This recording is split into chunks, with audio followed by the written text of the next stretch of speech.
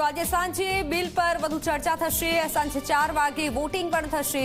ત્યારે આપ જુઓ આ બિલ અંગે અમદાવાદની મહિલાઓનું શું કહેવું છે, અમદાવાદની મહિલાઓ આ બિલને કઈ રીતે જોઈ રહી છે, આવો સાંભળીએ। મહિલા આરક્ષણ બિલ આજે પાસ થવા માટે સંસદમાં રજૂ થવાનું છે અને તેને લઈને ગુજરાતની મહિલાઓ, ખાસ કરીને અમદાવાદની મહિલાઓ શું વિચારી રહી છે, એમની સાથે વાતચીત કરીશું, એમને પૂછીશું કે આ બિલને લઈને તેઓ શું વિચારી રહ્યા છે।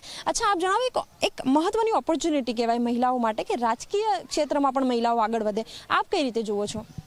જ્યારે આપણા પીએમ સાહેબ નારી સશક્તિકરણને મહત્ત્વ આપી રહ્યા છે, તો એ મારા માટે કે જે હું નેક્સ્ટ જનરેશન જોઉં છું, હું ફ્યુચર છું, તો મારા માટે સૌથી ગૌરવની વાત છે કે હું આગળ જઈને મારા દેશ માટે કંઈક કરી શકીશ। મહિલા સશક્તિકરણ અમારું મજબૂત બનશે, બહેનો પણ અમારી મજબૂત બનશે અને જે 33% જે અનામત લાવશે તો અમારે બહેનોને તો એટલું પ્રાઉડ ફીલ અમને થવાનું છે કે બહેનો ખૂબ આગળ આવશે।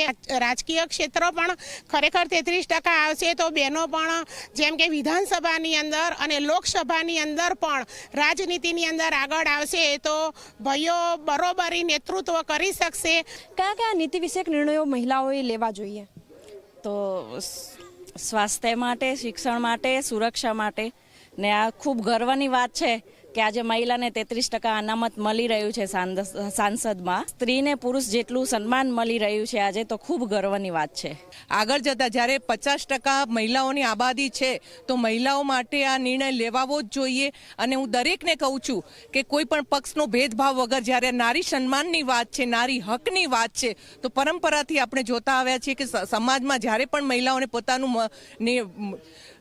મહત્વ લેવાનું હોય છે ત્યારે એમને સંઘર્ષ કરવો જ પડ્યો છે। તો અત્યારે હું વિપક્ષને આપના માધ્યમથી કહું છું કે ફરી એક વખત મહિલા જ્યારે મેદાનમાં આવી છે અને ભારતીય જનતા પાર્ટી એમનું પક્ષ લઈ રહી છે તો મહેરબાની કરીને આપ એમને આડે ના આવતા અને એક મહિલાને સન્માન મળે, એમને એમનો હક મળે અને ફરીથી રાજનીતિમાં આગળ આવીને પોતાના બાળકના ઘરના જ નિર્ણયો ના લે પણ એ બાળકના ભવિષ્ય માટેના સ્કૂલના, સ્વાસ્થ્યના બધા નિર્ણયો એ લઈ શકે એવું આપ કરજો, એ મહેરબાની કરું છું। મોદી સાહેબ જે મહિલા અનામત બિલ લાવી રહ્યા છે તેના માટે સૌપ્રથમ તો અમે બધી મહિલાઓ આ બિલનું સ્વાગત કરીએ છીએ।